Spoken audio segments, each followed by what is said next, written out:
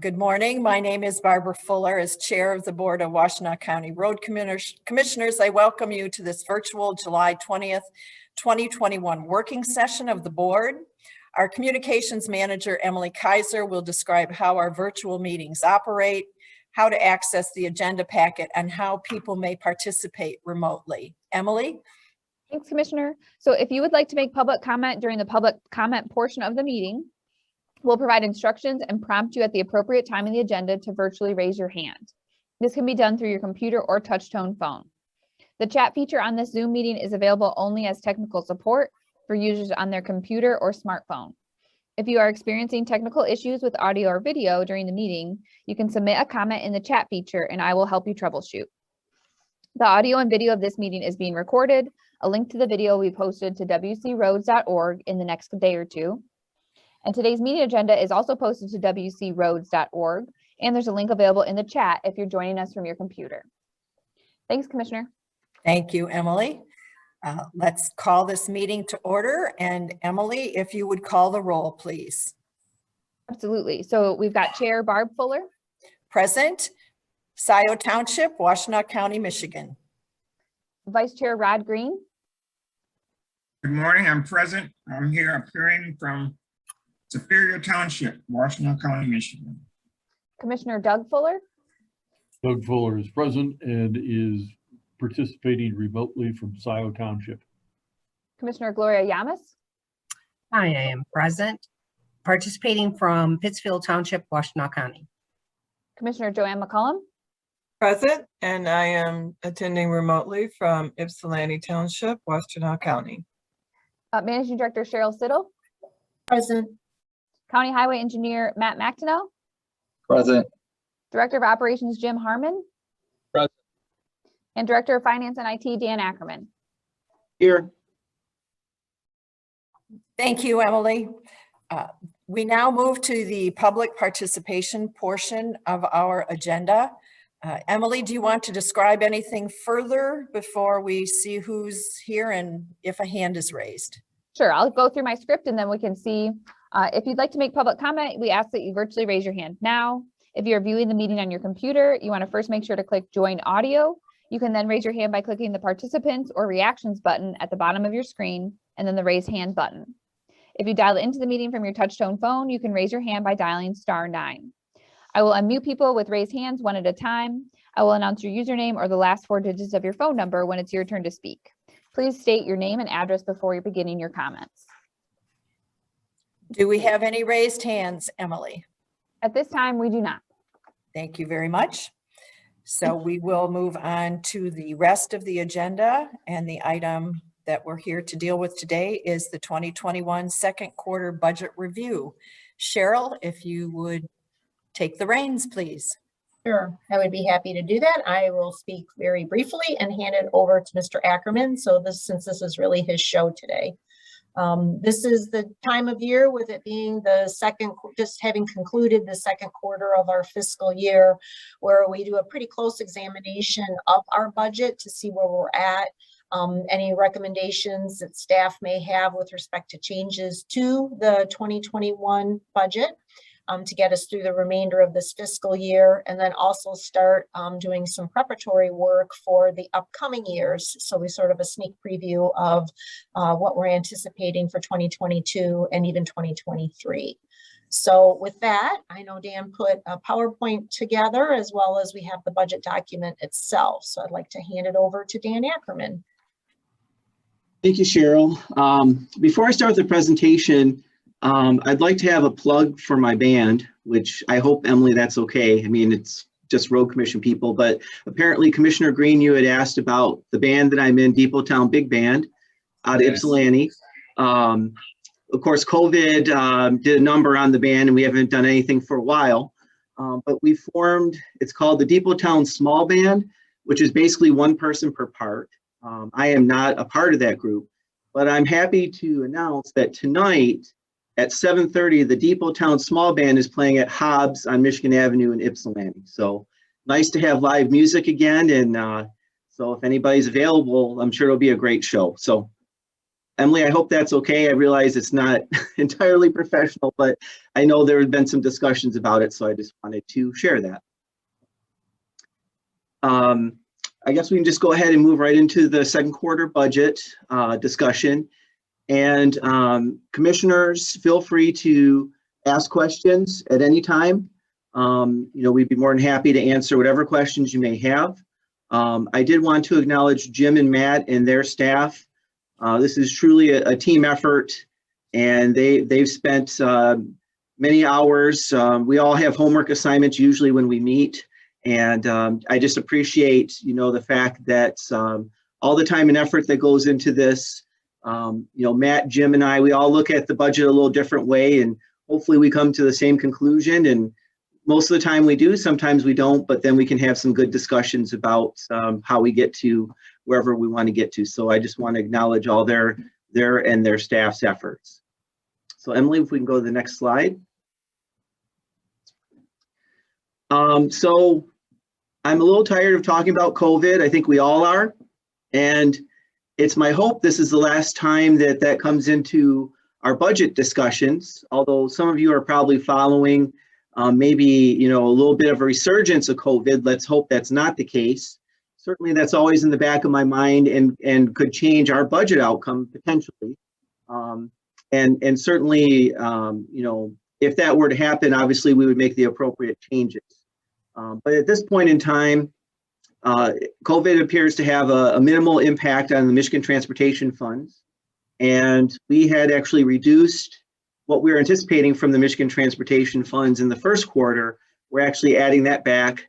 Cheryl and I have a little kind of friendly wager that we want her to win because she feels MTF will be in a little better shape than I, although I'm kind of changing my tune on that. And we've been sharing with you the comparisons to the previous year month by month. And the last few months have been up tremendously. And basically MDOT feels that people are basically returning to their normal patterns as far as driving and gas consumption and buying vehicles. So that's definitely a good thing. And so we're using MDOT's budget projections for our budget numbers, not only for this year, but the out years, which we'll talk about a little bit later.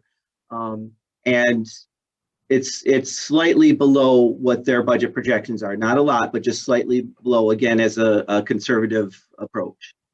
So any questions? I know this is always a big item and near and dear to everybody. Any questions on the Michigan Transportation Funds? Okay, we can go to the next slide then. As far as other revenues, Jim was once again very successful in a robust township agreement program. So we're actually adding about almost $4 million in work to the matching program. And Jim, was that 6.5 or 6.8 is the total? Well, 6.8 total for the township investments, yes. So our, again, conservatively, we go into the year with traditional like lower levels for our township agreement programs. But the last probably decade or more, Jim and his department has been really successful in increasing that. So we'll want to add about close to $4 million, $3,765,000 to the revenue portion for township revenues. And of course, there's a corresponding increase in expenses as well, but always exciting to see. And obviously the townships believe in what the road commission is doing to make those kind of investments. And there's also a decrease for Platte Road. That project is being moved to 2022, Matt, correct? Yeah, that project was the Platte Road Greenway. It's a TAP grant, but there's a local match on that. So the township ran into some issues with right-of-way acquisition. They're almost there, but not quite. And unfortunately, with the construction season ultimately half over and MDOT bidding process, it looks like that project will be constructed in 22 rather than 21. And so the 575 is what we're expecting from Pittsfield Township. So we'll decrease that, but then we also have a corresponding decrease in expenses for that project. Commissioner Barb Fuller, you had your hand raised? Yes, I do. I'm trying to follow your PowerPoint and reconcile it with the budget packet Okay. that we received. Mhm. So when I look at page 8 of the budget packet, where it refers to township contributions, Mhm. what was the number, Jim, that you gave us for the budget? that It's we're 6.8. 6.8. So where is that on this sheet? So that sheet, Barb, is just for the first quarter. That's prior to the adjustments that we're going to be suggesting. Really, Barb, you want to look at page 4 on that document. You can see the changes there, and then it would be reflected in the narratives and everything when we, assuming the board approves that for either the third quarter or the end of the year. Does that make sense? Because what you're looking at is just as of the first quarter. Hang on. So where is 6.8 on page 4? So page 4, if you look at township contributions, the 2021 budget as of the first quarter is $5,454,000. We're going Okay, to add another 3.1 to that. So cumulatively, it's close to $9 million. There's some other township contributions that are being included. What we're referring to is the township agreement program that we have each year with all 20 townships. okay, Jim is referring to the local road program, Barb. In addition, we have township participation on things like there's several traffic signals that we are upgrading to mast arms. Pittsfield Township pays the difference between what would be a span wire installation and a mast arm installation. I believe that Oak Valley and Ann Arbor Saline Road would be in there. So there's other projects that, in addition to the local road matching program, which is specifically what Jim and Dan were just talking about. okay. And Barb, on page 8, the budget of $1,735,000 that you see for township matching / drainage, that's where we're going to be adding this additional investment. Okay. And then, again, I was waiting for you to go from MTF to federal funds to state. I'm following your packet. I have a question about page 7, if I may. Sure. That the trunk line maintenance revenue was up 145,000 from last year. Yes. Why? I believe it was a couple of things. Maybe winter was slightly harsher than the previous year. And also, Barb, there's a change that was made as far as the state trunk line signals that we maintain. There's additional revenues we're getting from that. And Jim, feel free to add if I missed anything. Not miss anything. Okay. Yep. Thank you. And please, I'm not criticizing. Yep. I'm trying to get the hang of this Sure. still. Nope, that's fine. There's definitely a lot to it, Barb. And, the state trunk line maintenance is a pass-through. Basically, Right. we spend $1, they should be reimbursing us for $1 anyway. So, the fact that it's higher than last year isn't alarming to me because they should be reimbursing us 100% for our expenses. Okay. Okay. Thank you. That's all for now. Okay. Any other questions on this page here? Okay, Emily, if we can go to the next one. Okay, so federal aid, we're actually decreasing some of the federal aid that we're anticipating for 2021, and it's primarily related to the non-motorized projects, the Huron River Drive border-to-border Phase 3, as well as the Platte Road, which we talked about a little bit on the previous slide, and again, there'd be a corresponding decrease in expense. Matt, I don't know if you want to share anything about the border-to-border. Yeah, sure. Yep. So the border-to-border is the next phase that takes it from Zeeb Road over to the Metro Park, Dexter Huron Metro Park. Ultimately, that project is being delayed because we have not received the Amtrak permit yet. So the Amtrak permit gives us permission to work within the railroad right-of-way. That has been a long drawn out process, unfortunately.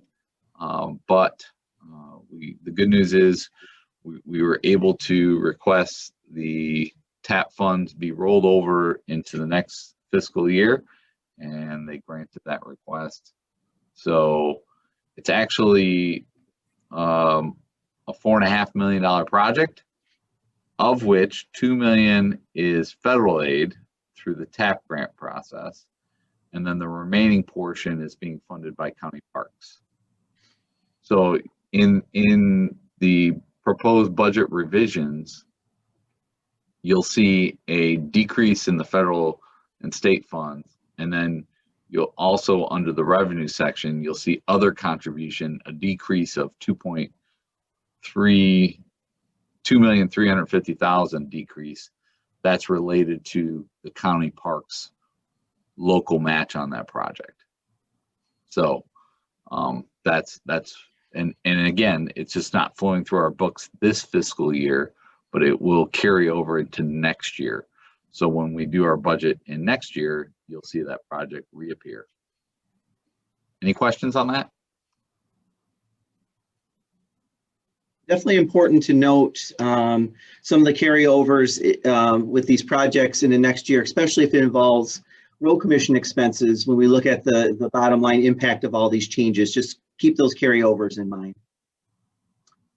Any other questions on this page? Okay, Emily, if we can go to the next one. And Matt put it on the T for me because in other contributions, there's a decrease from county parks that he just spoke about $2.4 million. So again, that will show up in 2022. And of course, there's a corresponding decrease in expenditures. Any questions? So there are a few changes for our non-federal aid projects. And the most significant is the Liberty Road at Zeeb Road roundabout. So we'll want to decrease about $625,000 in expenses for that. And again, Matt, I don't know if you want to share the circumstances. Yeah, as described at previous board meetings, we bid out 3 projects together. One was Zeeb Road Phase 2. The other was Bemis at Carpenter intersection. And the other project was Liberty at Zeeb roundabout. Those 3 projects were bid together. Bids came in higher than expected.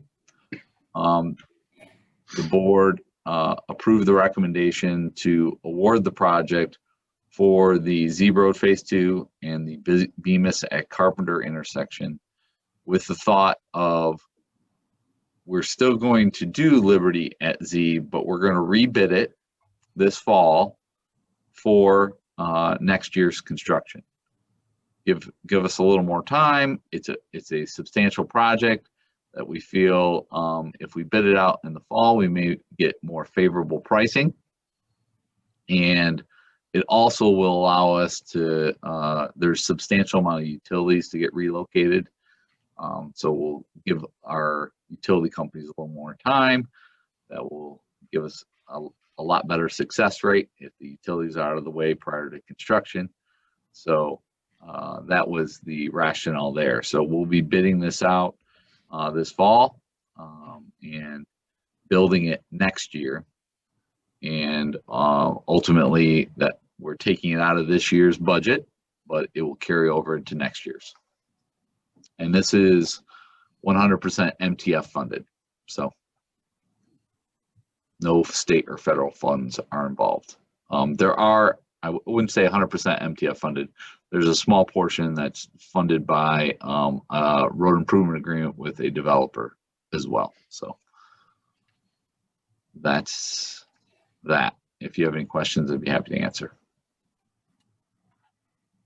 So a developer for the Zeeb at Liberty is helping?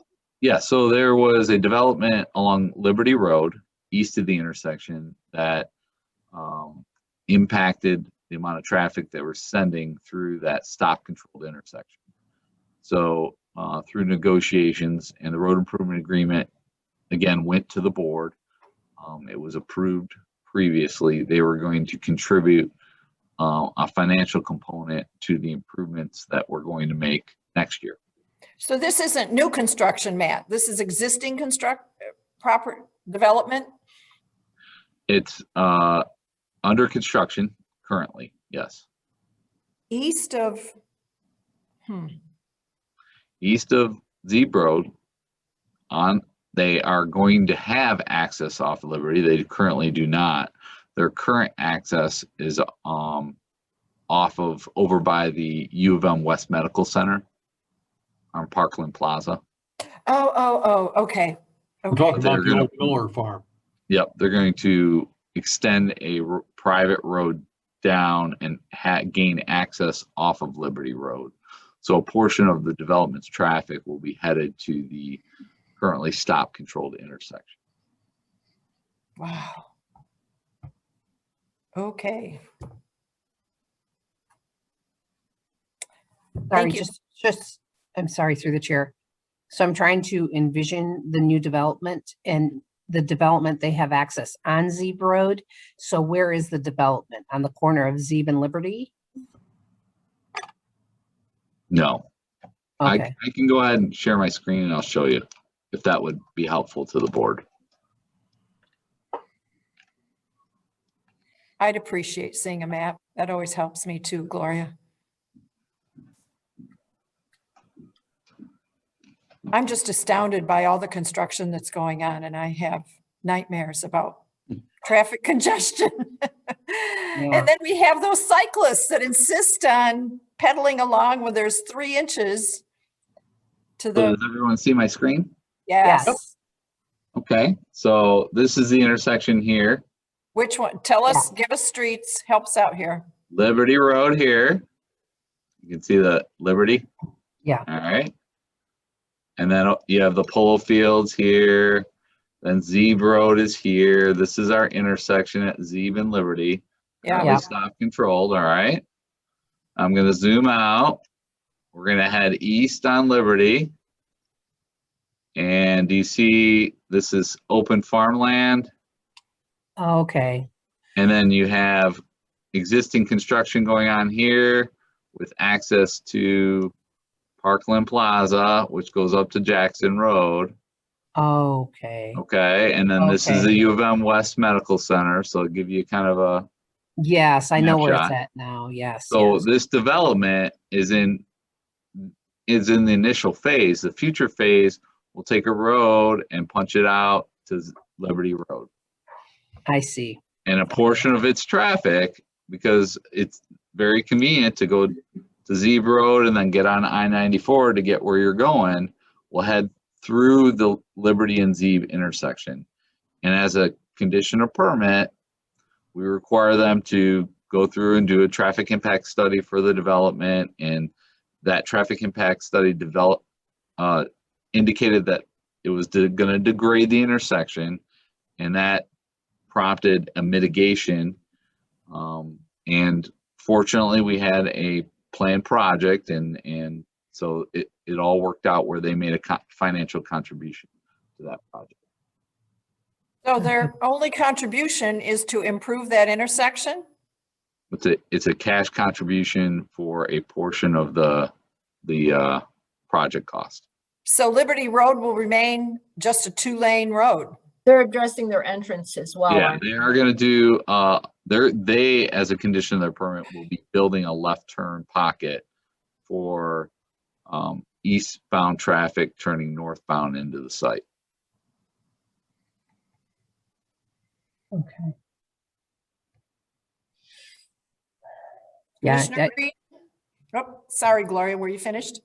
no, yeah, I'm finished. Now I understand. I mean, I've seen that development and it's a bit confusing because I've driven in there trying to figure out how they're going to get in and out of that development, because it's the way you get to it now is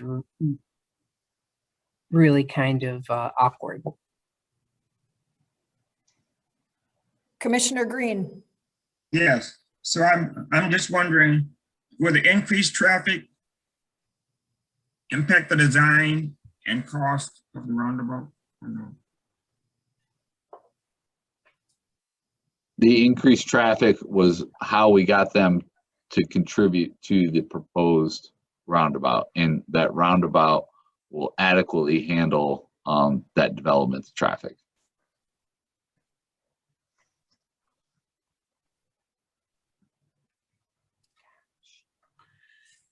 It's amazing. All right. Any other questions for Matt? I'll How many, stop here. how many units are they putting in there? Do you know? I don't know offhand. It was a combination. There were some multifamily and there were some single family, if I remember correctly. Yes. Okay, Obviously, there's, as you can see from the aerial, there are a lot of trips generated from the existing area. So there, I will say that the intersection warranted a signal before the development was even contemplated. So we had an existing problem. The development may have made it a little worse. And as a condition of permit, they need to, mitigate that. But we had an existing problem, and we are planning that roundabout solution. So the stars aligned and we were able to work something out.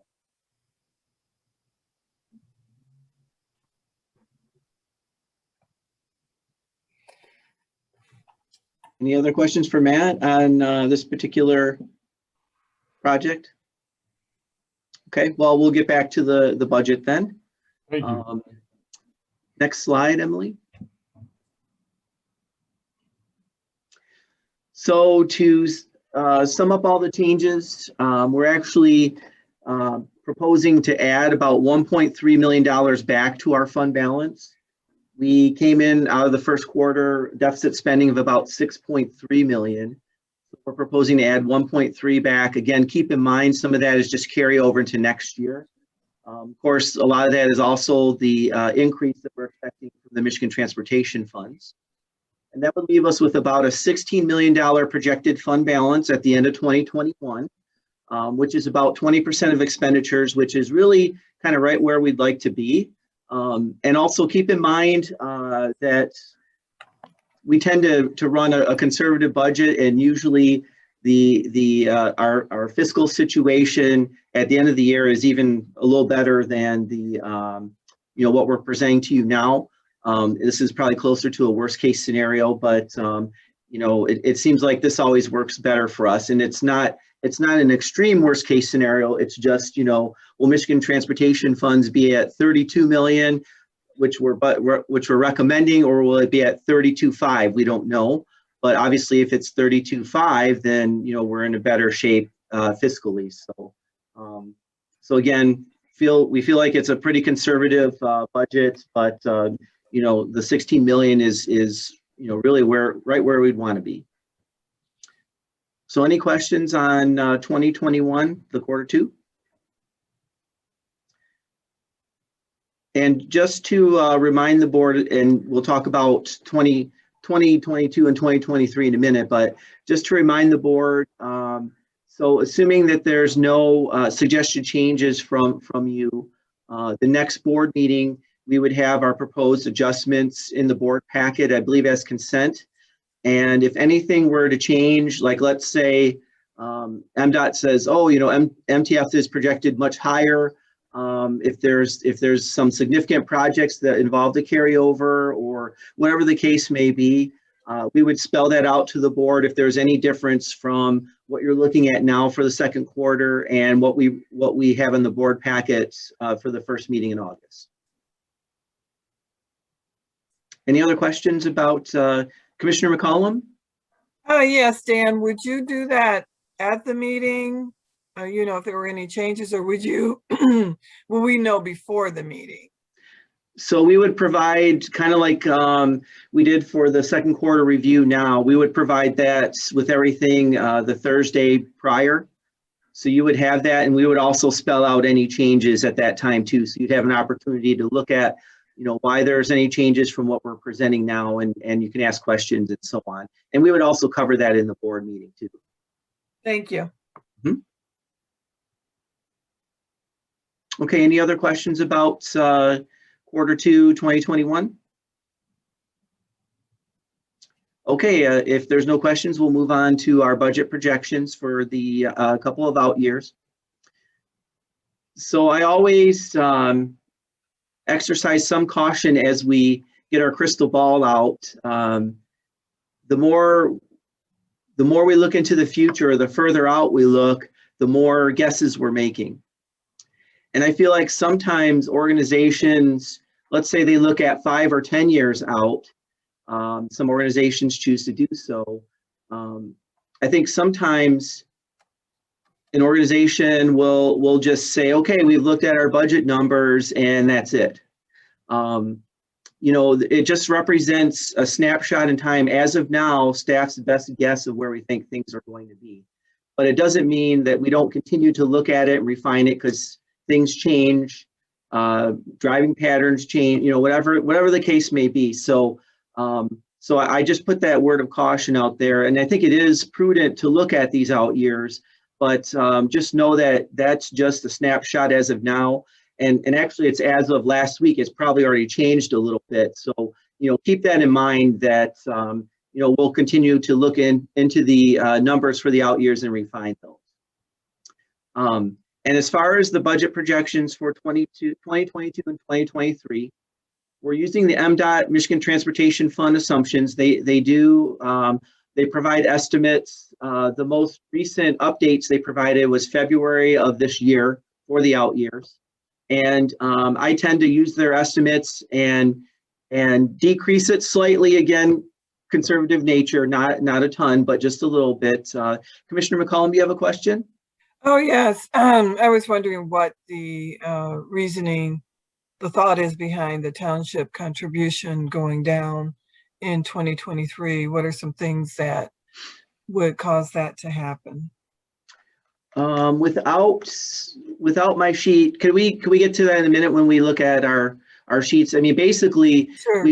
we go back to our traditional numbers, and then in the second quarter, Jim has usually the more robust programs in mind, and so therefore, then we increase it like we are proposing for the second quarter here. But I'll look at that when we get to that slide and see if there's something else that jumps out at me. So another thing to consider, we have all of our pension and our OPEB, other post-employment benefit obligations are included. And also with our pension, it's not only what MERS requires us to pay, but it's also that additional payment, again, trying to address our unfunded liabilities as best we can. So we've included that in both 2022 and 2023. We have another $4 million in road equipment for both of those years as well, which is significant. And, you know, what we feel is something that is needed to get our fleet back to a good condition. And then we just use some inflationary factors for our departmental budgets as far as wages and so on. So again, if our fiscal situation were to change, we would have some options potentially if we needed to say, maybe we can't make our additional pension payment. Maybe we can't justify the $4 million in capital road equipment, and we need to decrease it to $3 million. You know, maybe there's a significant project in one of the out years that's involving MTF investments that maybe we can't justify doing that. So basically, there are some options if our fiscal situation were to get even worse than what we're sharing. So again, kind of closer to a worst case scenario, but you know, there's a lot of things in there, and there's a lot of work getting accomplished. We're handling all of our obligations to our employees and our retirees, trying to address our unfunded liabilities there. So, you know, there's a lot in there. Any questions on that? Okay, I guess we can go to the next slide then. And Commissioner McCollum, I think maybe we don't have that slide with our proposed adjustments. So Yeah, and I can pull up that document once we get through this slide. I can pull that up if we want to go through those in the PDF that we sent.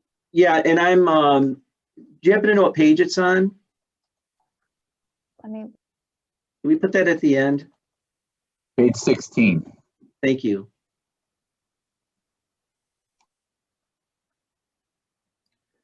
So we show Commissioner McCollum our township contributions going from 2,350,000 in 2022 to 1,735,000. And I believe Commissioner McCollum and Matt maybe help me out here.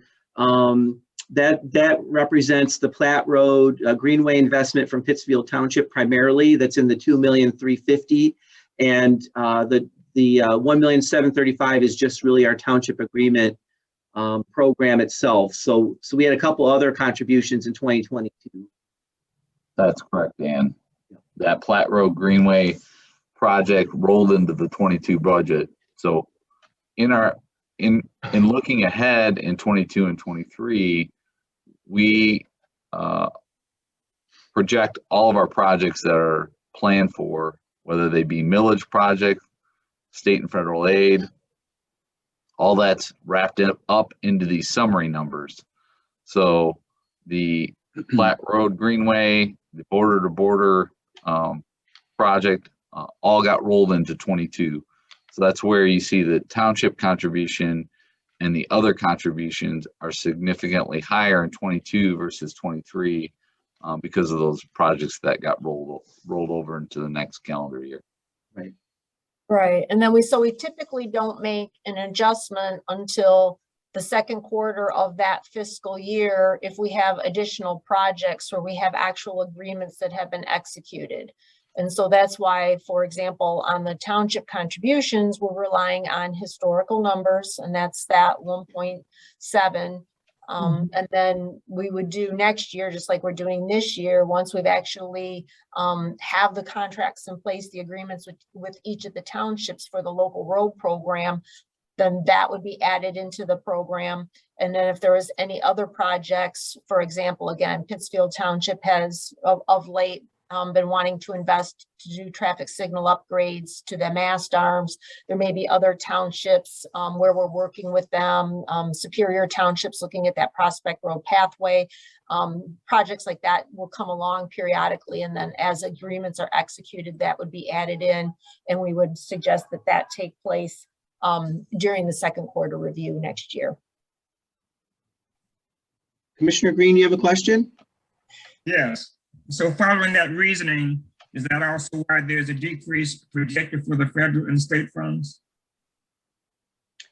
Yeah, I think that's based on what is currently programmed. So we work with Watts, and we have there's a TIP, the Transportation Improvement Program, that is determined each year and updated. It's usually a 3-year document through Watts. So what is shown here under federal and state funds is what is currently programmed through Watts. But again, there may be other opportunities. Perhaps we receive a grant like congestion mitigation or a safety grant that isn't known at this time. Then we would be adding those in through the different times when we would be going through a budget adjustment, whether it be a second quarter or even, we could be discussing it again this fall. If there's any additional announcements for projects for next year, we would be adding those in as well. But right now, this is what is currently known and programmed through Watts. Thank you. And also that 9 million includes those carryovers for those pathway projects, Platte Road and the Huron River Drive border to border phase 3. So, those were significant projects. So that's included there. And obviously it's not in 2023. Matt, if I could add, Commissioner McCollum's inquiry, over the last 7 years, the average total investment under the local road matching program, our partnership with the townships, it's about 5.7 million per year.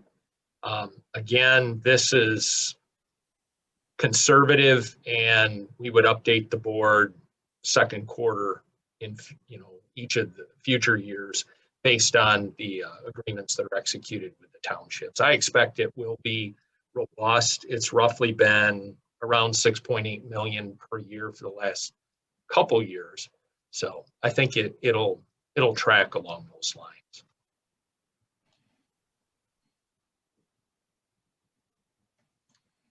Okay, Emily, maybe we'll get back to the slideshow. So as far as the crunching all the numbers for 22 and 23, So we are planning on deficit spending of about 5.4 million in 22 and 4.7 in 23. And that would leave us with a fund balance of about 6 million at the end of 2023. I think we would all agree that that's probably lower than we would like it to be. But again, it includes a lot of things, a lot of work getting accomplished, a lot of equipment that we're buying. And again, represents closer to a worst case scenario. You know, I fully expect this year to come in better and the next year or the out years as well, to be able to make some positive changes there. But again, just with all the knowns, you know, right now in July of 2021, that's where the numbers were what we were looking at. So are there any questions on that at all? Yes, Dan, I have a question. What does that fund balance that you're projecting for 2023, what percentage of expenditures does that represent? Since you said right now we're at about a 20% level. Yeah, I knew you were going to ask me that, Barb. I want to say it's probably closer to 10%. Maybe even a little less, but I can get that for you for sure. So again, it is definitely on the lower end of where we would like to be. But again, we're also looking out. I mean, I barely know what I'm going to do next week, let alone in 2023. So, Right. You know, that's why I'm not necessarily alarmed by the numbers that I'm looking at. Just as you know, I'll be asking as we go forward what that percentage looks like, because Yeah, yep. you have a lot of numbers here and I do my best to understand them and how they move and why they moved. But the number I rely on is how healthy we are with respect to our fund balance. So if the bottom falls out, right, we're being fiscally responsible and prepared for that. Yeah. And as I Barb, mentioned, I would fully expect you and the other commissioners to be asking those questions as we are going along here. This is not where I would like to land. Certainly in 2023, we have plenty of opportunity to adjust before we get to this point. We're being conservative right now, but we also need to have the ability to plan for these projects. So if we need to defer or to pull back, we have the ability to do that. We have a plan in place, so to speak, to be able to know where we can pull back as needed so that we don't land at that $6 million. That's would not be an ultimate recommendation out of myself or staff, but given that it's out there, you know, a good 18 months from right now, it gives us the ability to plan for some of these projects, especially the federal aid projects, where that planning process to get through the project development is so long these days. We really need to say right now, we think we're going to be able to carry those projects out and to at least be working towards that goal. But yes, I fully expect that this will be somewhat of an iterative process and certainly ongoing discussions all the way until we get to the budget for 2023.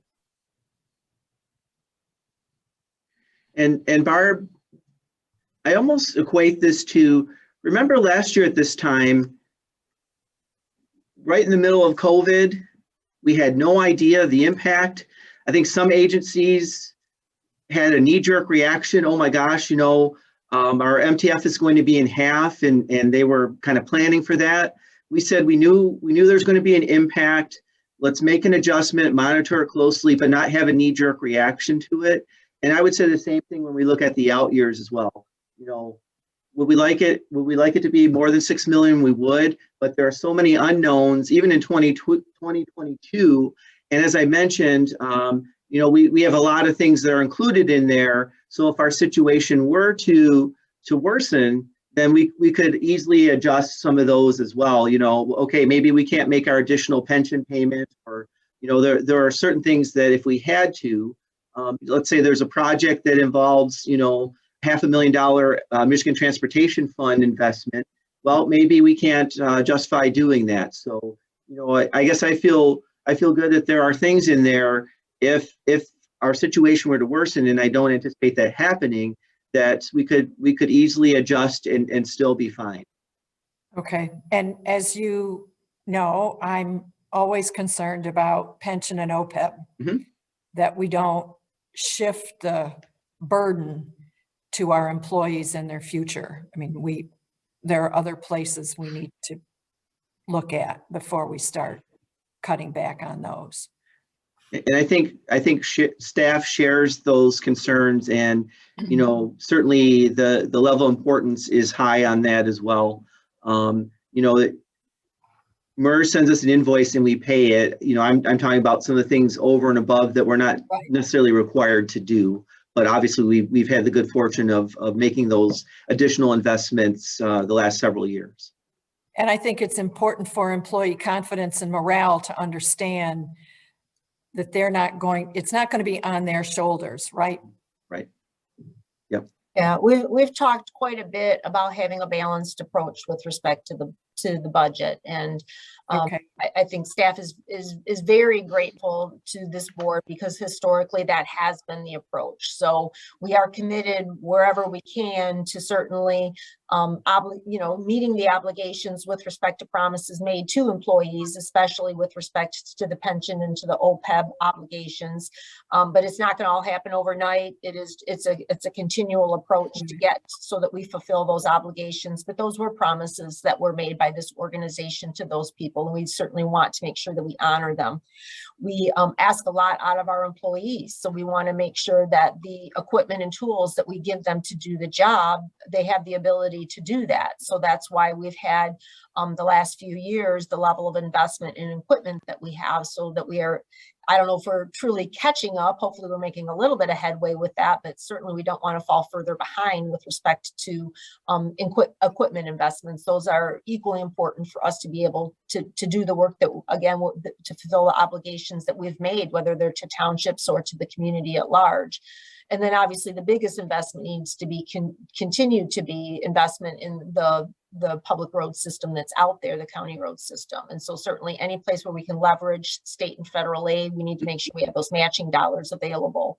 But we also recognize that those dollars they're finite and they only go so far. So we have of late been making some pretty significant investments that are solely funded by MTF. We've been trying to do an intersection a year.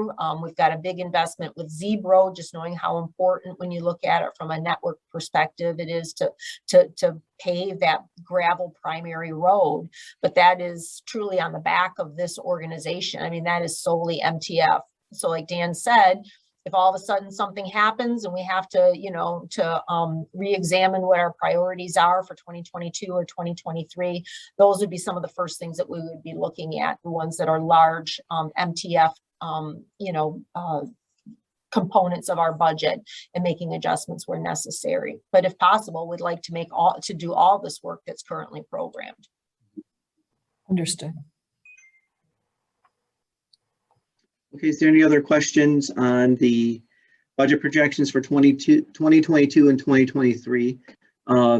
Certainly when we start talking about year-end 2021, where we think we're going to end up at the end of this year, then obviously we'll have our 2022 numbers refined, and I'm sure they'll look a little different than what you're seeing now. So again, it's just a snapshot of our best guess at this point in time, but things change, projects change, whatever the case may be. So certainly we'll continue to revisit and refine these numbers.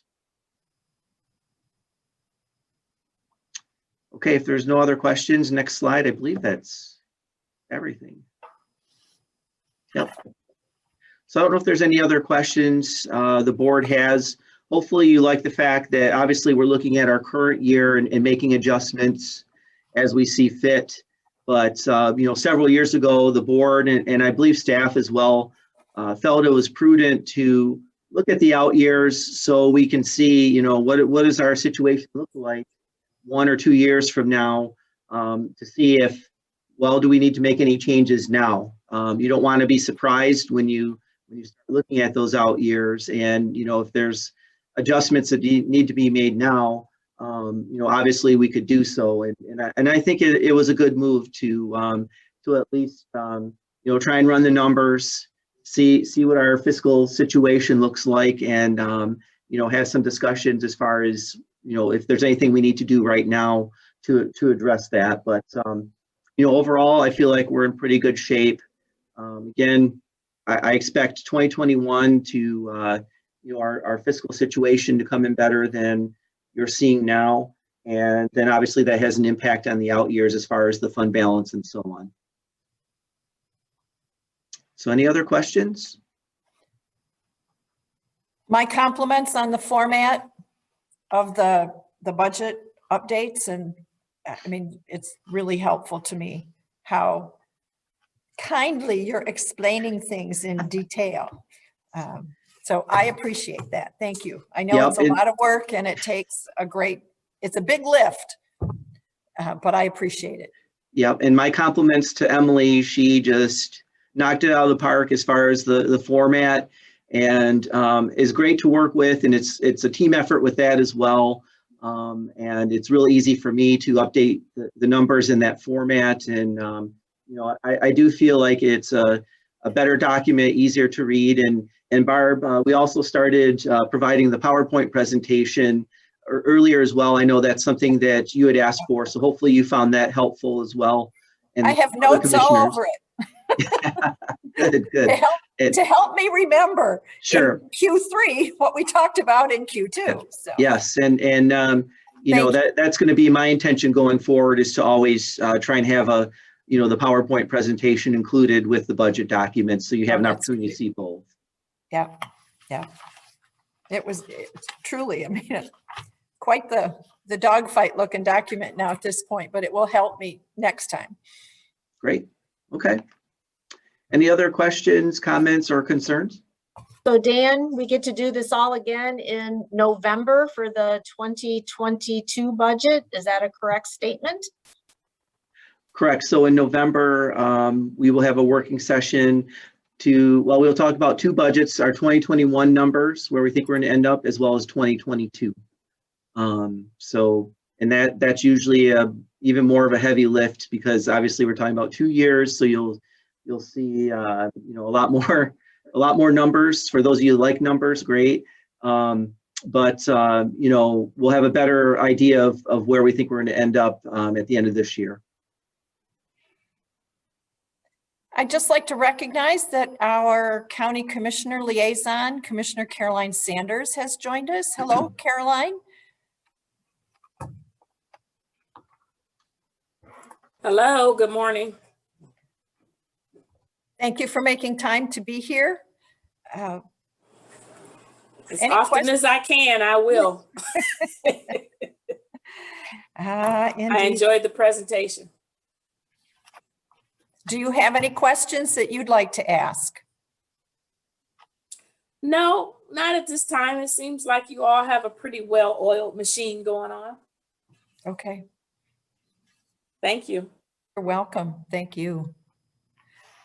Cheryl, anything else here? No, that's it. Like Dan said earlier, if we expect to bring this back to the board for the first meeting in August. At this point, I wouldn't expect there to be any changes, and if there are, I would expect them to be minor. And we certainly would outline what any of those changes would be before we would ask you for your approval. But we're hoping to do that on the first meeting in August, so you should see this all again.